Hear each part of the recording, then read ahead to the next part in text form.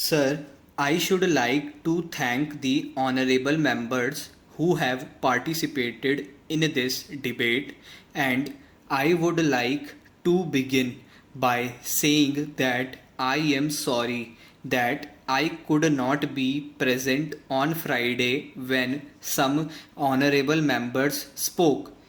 But I have gone through their speeches and I have taken all the points that they have made. Sir, the debate was very constructive and I would like to thank the honorable members for their very valuable suggestions from both sides of the house. And it was clear that their intention was to strengthen the defense of the country and to see that the defense expenditure is put to the best use. These were the two underlying considerations which were weighing with the honorable members who spoke. Many honorable members have referred to our brave soldiers and have referred to them in glowing terms. I would like to associate myself with these sentiments. And I would also like to thank all those who were involved in seeing that the Army, the Navy, and the Air Force function effectively, because behind every soldier there are production units, there are scientists, there are administrators, there is the whole army of people supporting the defense forces, and all of them must today be thanked and their role must be acknowledged. I do not want to go into the different areas about which people spoke. Sir, there were some points, some discordant notes, I would call them, not one, but there were some. I can only say that if there is some misunderstanding, some misinformation, some misconception, some failure on part of the government to put across its point, then we would acknowledge, we would accept it, and we would learn from misundertakes. And if there is misinformation on part of the honorable members, we can hope to rectify it.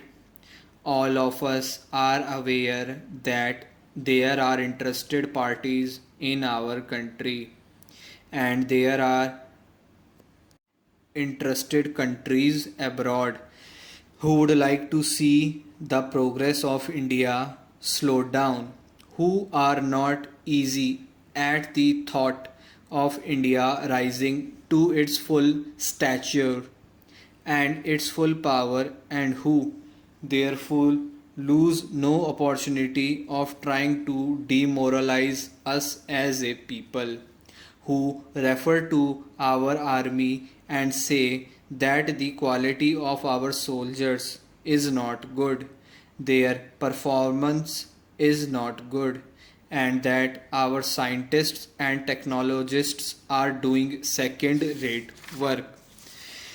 They allege that there is excess defense expenditure which a poor country cannot afford. These are arguments which we have heard for years and years. Now, all of us sitting across that side of the house or this side are equally concerned about it.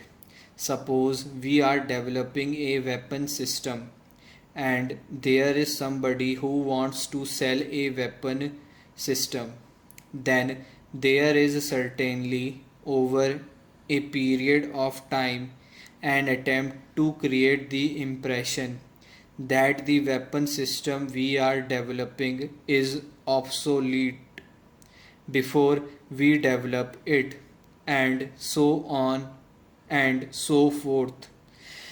That is the general point that I was making. I think that is a point well taken. I would say that that can be attributed to misinformation, but I would not labor the point, and I think he should understand what he said about Sri Lanka is not in consonance with the spirit in which the other remarks have been made from both sides of the house. The important thing on which all of us are agreed is that India cannot afford to let it go down. We have a long history, and that history has its ups and downs. We have known victory and defeat. We have known colonialism as a nation state. With 60 years history, we have seen many wars. Against this background and the current geopolitical realities to which many honorable members referred, nobody can deny the need to build strong defense in India.